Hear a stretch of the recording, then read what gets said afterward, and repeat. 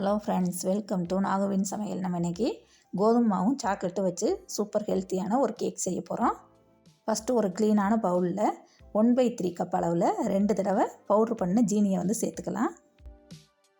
அது கூடவே 1/4 கப் அளவுக்கு எண்ணெய் சேர்த்துக்கிறேன். இப்போ ரெண்டையும் மிக்ஸ் பண்ணிக்கணும்.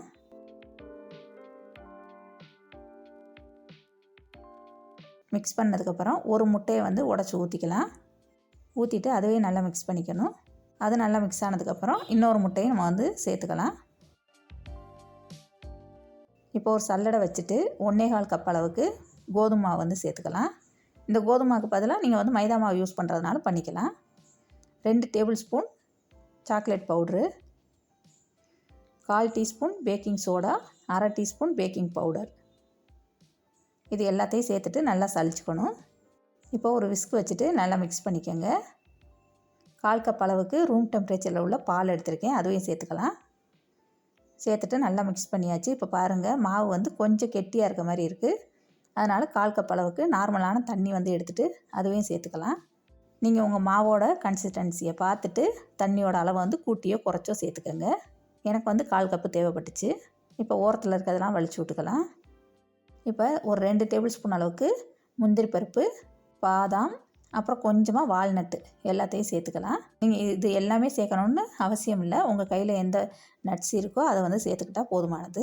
ஆனால் வால்நட்லாம் போட்டோம்னாக்கா சாக்லேட் கேக்குக்கு ரொம்ப நல்லாயிருக்கும் டேஸ்ட்டு, அதுக்காக சேர்த்துருக்கேன். கடைசியாக கொஞ்சமாக 1 டீஸ்பூன் அளவுக்கு வினிகர் சேர்த்துட்டு நல்லா மிக்ஸ் பண்ணிக்கலாம். இப்போ பாருங்கள், மாவோட கன்சிஸ்டன்சி இந்த மாதிரி இருக்கணும். ரொம்ப கெட்டியாகவும் இருக்கக்கூடாது, ரொம்ப தண்ணியாகவும் இருக்கக்கூடாது. நான் வந்து இன்றைக்கி ப்ரெட் மோல்டு தான் எடுத்திருக்கேன். அதை வந்து ஏற்கனவே க்ரீஸ் பண்ணி வச்சுருக்கேன். அதில் வந்து நம்ம கலக்கி வச்சுருக்க மாவை சேர்த்துடலாம். இந்த நேரத்தில் 180 டிகிரிக்கு 10 நிமிஷம் அவனை வந்து ப்ரீ ஹீட் பண்ணியிருக்கேன். இப்போ அந்த மாவுக்கு மேலேயும் கொஞ்சமாக வால்நட் அப்படி அங்கங்கே போட்டு விட்டோம்னாக்க சாப்பிட்றப்ப நம்மளுக்கு சூப்பராக இருக்கும், டேஸ்டியாக. இப்போ இதை ஒரு 40 நிமிஷத்துக்கு அவனில் வச்சு எடுத்துகிட்டு வந்துடலாம். இப்போ அந்த மாதிரி குச்சி வச்சு உள்ளே குத்தி பார்த்தோன்னாக்க குச்சியில் வந்து ஒட்டி பிடிக்காமல் வந்துச்சுனாக்க வெந்துருச்சுன்னு தெரிஞ்சுக்கலாம். இப்போ அதை ஈரத்துணியை போட்டு மூடி வச்சிடலாம். அப்போ தான் நல்லா கேக் வந்து நம்மளுக்கு சாஃப்டாக இருக்கும். இப்போ அதை டீமோல்ட் பண்ணிடலாம். பாருங்கள் எவ்வளோ சாஃப்டாக இருக்குன்ட்டு கேக்கு.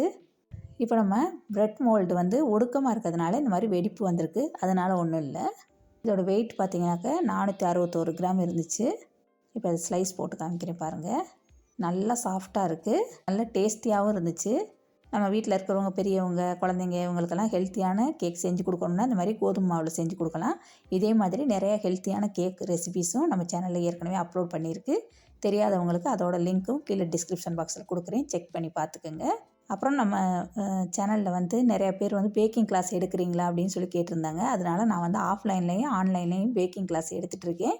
நெக்ஸ்ட் வீக் வந்து ப்ரௌனி கிளாஸ் ஆன்லைனில் எடுக்கிறதா இருக்கேன். அதில் வந்து இன்ட்ரெஸ்ட் இருக்கிறவங்க ஜாயின் பண்ணிக்கோங்க. கீழே டிஸ்கிரிப்ஷனில் கான்டாக்ட் நம்பர் கொடுக்குறேன், செக் பண்ணி பார்த்துக்கோங்க. இந்த கோதுமை மாவு சாக்லேட் கேக் வந்து எல்லாேருக்கும் பிடிக்கும்னு நினைக்கிறேன். பிடிச்சிச்சின்னா வீடியோவை லைக் பண்ணுங்கள், ஷேர் பண்ணுங்கள். இதுவரையில் எங்கள் சேனலை சப்ஸ்கிரைப் பண்ணாமல் பார்க்குறவங்க ப்ளீஸ் சப்ஸ்கிரைப் பண்ணுங்கள். கூடவே இருக்கிற பெல் ஐக்கானை கிளிக் பண்ணுங்கள். தேங்க்யூ.